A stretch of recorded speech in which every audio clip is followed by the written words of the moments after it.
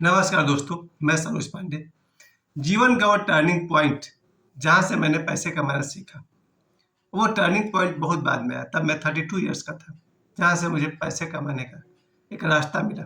वो रास्ता मुझे दिया एक ऐसे दोस्त ने, जो एक ट्यूशन पढ़ाता था और उसने स्कूल खोल लिया। उस स्कूल खोले हुए दोस्त से मुझे मुझे रास्ता मिला पैसे कमाने का। वो दोस्त कभी 1976 में ट्यूशन पढ़ाया करता था, घर घर जा करके, झेड़िया का रहने वाला था। फिर उसने ओशो के पास वो पहुंच गया। किसी तरह से धनबाद का एक स्वामी जी थे, जो इसी साल नहीं रहे, स्वामी योगेंद्र भारती। इसी साल उन्होंने अपना शरीर छोड़ा। और ये जो मेरे जो टीचर थे, जिन्होंने स्कूल खोला था, उनका नाम था स्वामी रमेश सरस्वती। ये रमेश सरस्वती जी गए योगेंद्र स्वामी जी के साथ में पुणे, और वहाँ उन्होंने ओशो से दीक्षा लिया। ओशो ने जब स्वामी रमेश सरस्वती को दीक्षा दिया, तब ओशो ने पूछा, क्या करते हो? तब रमेश सरस्वती जी ने कहा कि ट्यूशन पढ़ाता हूँ।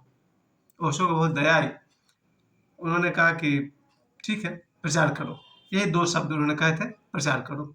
और उनको नाम दिया था रमेश सरस्वती, स्वामी रमेश सरस्वती। उस सरस्वती वर्ड में ही कीवर्ड छिपा हुआ था, और चाबी छिपा हुआ था। फिर वो झरिया आए और झरिया वापस अपने घर आए, और यहाँ से उन्होंने ISL सुदामडी में जो था 85 के आसपास की बात रही होगी, उन्होंने स्कूल में पढ़ाना शुरू किया। झरिया से सुदामडी वो साइकिल से आते थे और जाते थे। लगातार उन्होंने 2 4 5 साल स्कूल में पढ़ा करके स्कूल खोलने की सारी कला सीख ली। स्कूल कैसे चलाते हैं उन्होंने सीखा, और झरिया में उन्होंने अपना स्कूल खोला। 2005 में ये मेरे जीवन का टर्निंग पॉइंट था, जब मैं अपने एक दोस्त के साथ धनबाद गया हुआ था, स्वामी योगेंद्र भारती के पास। वहीं बैठे हुए थे स्वामी रमेश सरस्वती। रमेश सरस्वती जी आंख बंद किए हुए 1 घंटे तक ध्यान में बैठे रहे। फिर उन्होंने आंखें खोली और मुझसे पूछा कि क्या करते हो? तब मेरे गरीबी के दिन थे, क्योंकि शादी हो चुकी थी, एक बेटा भी हो चुका था, सोहम, और वैसे ट्यूशन पढ़ाता था। तो उन्होंने कहा कि स्कूल आ जाओ कल से, अगर आना चाहो तो। तो अगले दिन से मैं स्कूल में पढ़ाना शुरू कर दिया। और तब मेरी जो सैलरी थी वो थी 700 रुपये महीना, 700 रुपीज़ पर मंथ, और 300 रुपया आने जाने का किराया, क्योंकि पाथरडी से झड़िया आने जाना था। यानी 1000 रुपया, 300 रुपया किराए के लिए, और 700 रुपया स्कूल का मेरा मंथली सैलरी था मेरा। ये 2005 की बात कर रहा हूँ। वहाँ से मैंने पैसे कमाने का जो मुझे रास्ता मिला, आज अभी 2 घंटे पहले मैं ट्यूशन पढ़ा के लौट रहा हूँ। वो जो टीचिंग था, वही मेरे रास्ता बन गया। और स्वामी रमेश सरस्वती के लिए स्कूल खोलना कमाने का रास्ता बन गया। ये जो टर्निंग पॉइंट आता है जीवन में, जो व्यक्ति स्कूल खोल लेता है, वो कैसे अमीर बनता है, उसकी पूरी कहानी को समझिए। सबसे पहले तो उन्होंने झरिया में, अब चूंकि वो दुनिया में नहीं रहे इसलिए मैं उनके बारे में बोल पाता हूँ, अन्यथा किसी जीवित व्यक्ति का नाम लेना यूट्यूब के लिए अच्छी बात नहीं है। फिर भी मैं आप सभी को कहना चाहता हूँ, जीवन में एक टर्निंग पॉइंट आना चाहिए, जहाँ से आप पैसे कमाना सीखते हैं।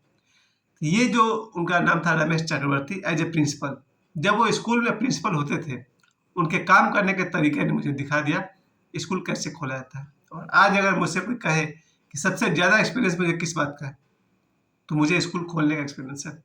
स्कूल के सारे एक्टिविटी से आज मैं पिछले 20 सालों से परिचित हूँ। 2005 में मैंने स्कूल में पढ़ाना शुरू किया झरिया में, और ये 2024 तक 20 वर्ष तक मैं टीचर रहा। और मुझे स्कूल खोलने के सारे जो तौर तरीके हैं मुझे समझ में आ गए। और मुझे आज भी लगता है कि ये एक टर्निंग पॉइंट हो सकता है।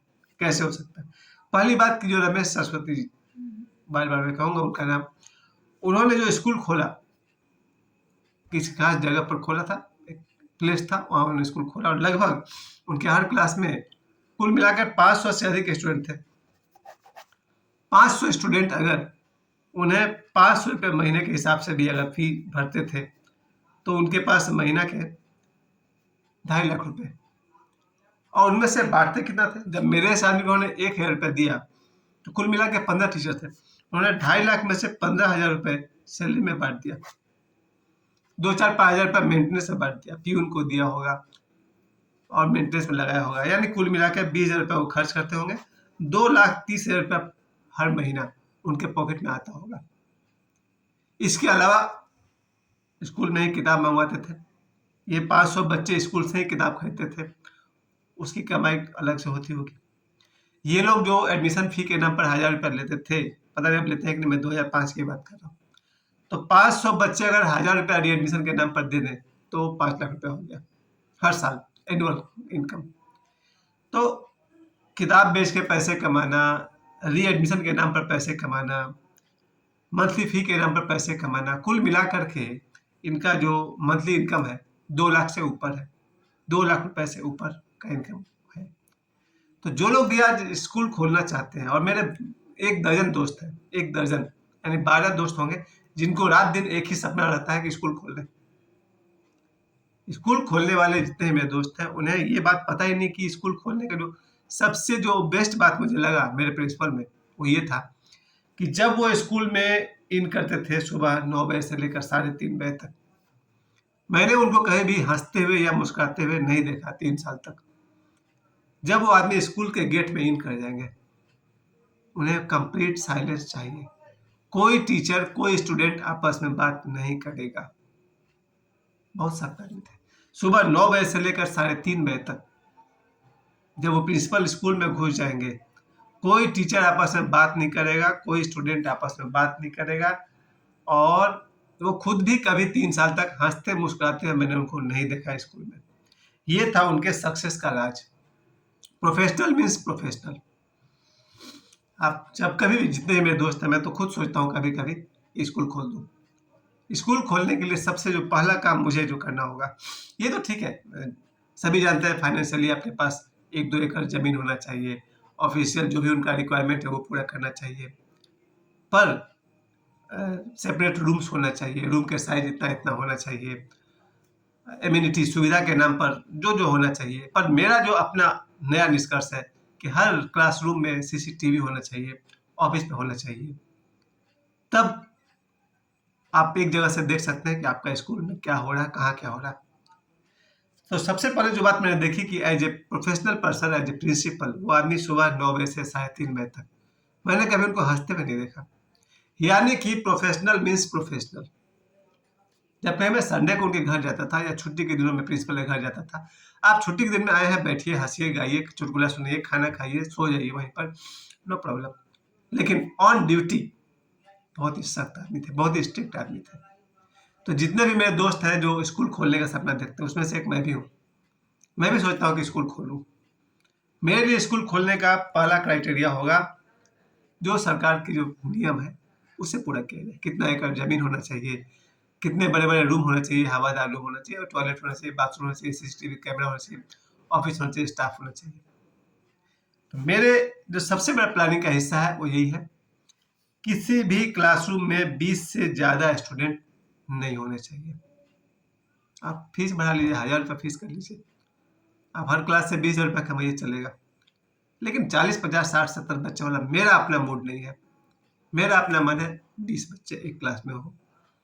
आप फीस बढ़ा लीजिए, हर साल फीस बढ़ा लीजिए, चलेगा, बच्चों की संख्या नहीं बढ़ेगी। मुझे लगता है जितने भी अमीर लोग होते होंगे, बड़े परिवार के बच्चे जो होते होंगे, वो जहाँ कहीं भी रहते होंगे, उनका फीस ज़्यादा होता है, 5 लाख रुपया मंथली, क्या क्या सुनने को मिलता है। तो स्कूल खोलने वाले जितने भी लोग हैं, उनके लिए मैं अपनी बात कर रहा हूँ कि अगर मुझे जब स्कूल खोलना होगा, मेरे किसी भी क्लास में 20 से अधिक बच्चे ना हो, पहली बात। दूसरा, जो गवर्नमेंट के क्राइटेरिया है, ज़मीन कितनी होनी चाहिए, रूम्स कैसा होना चाहिए, सीसीटीवी हर रूम में होना चाहिए, लाइब्रेरी होना चाहिए, लैब होना चाहिए, एटसेट्रा एटसेट्रा, उसमें कहीं भी कोई दाग नहीं लगनी चाहिए, ताकि गवर्नमेंट आप पर उंगली न उठा सके। और उसके अलावा टीचर्स, जितना आपके क्लास है उससे 2 टीचर ज़्यादा हमेशा रखिए, ताकि कोई टीचर अगर एब्सेंट है तो उसके जगह पर कोई दूसरा टीचर काम सके। पढ़ाई में समझौता नहीं। पर्सनल जिंदगी प्रिंसिपल का कैसा है, कैसा है, बच्चे का कैसा है, उसका उस स्कूल से कोई लेना नहीं होना चाहिए।